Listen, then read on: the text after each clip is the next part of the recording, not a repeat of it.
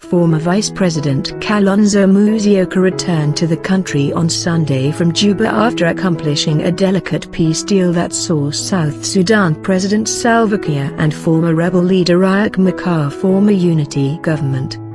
The negotiators of the peace agreement heavily relied on Mr. Musyoka to achieve the long-delayed process towards ending a 6-year civil war that has led to loss of thousands of lives.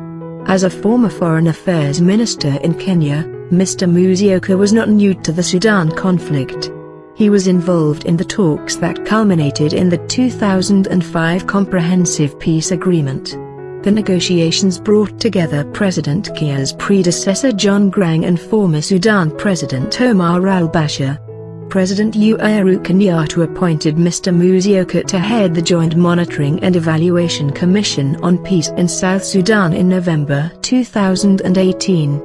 Being the special envoy, the former VP had the time, the diplomatic expertise and the historical perspective to the conflict.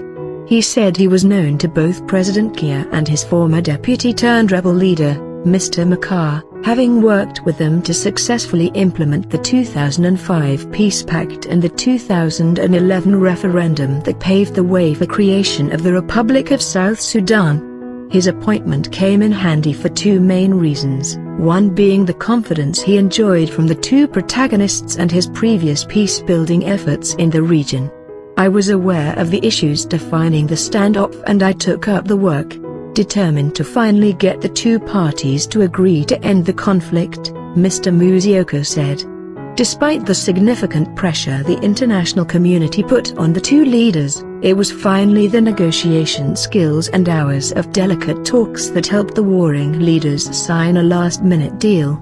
Mr. Musyoka played a key role in getting both parties in the conflict to agree to talks, where he held several meetings with both President Kiir and Mr. Machar. The sticky issues were a formula to integrate tens of thousands of former rival forces into the country's united army and plans to reduce the number of administrative states in the country.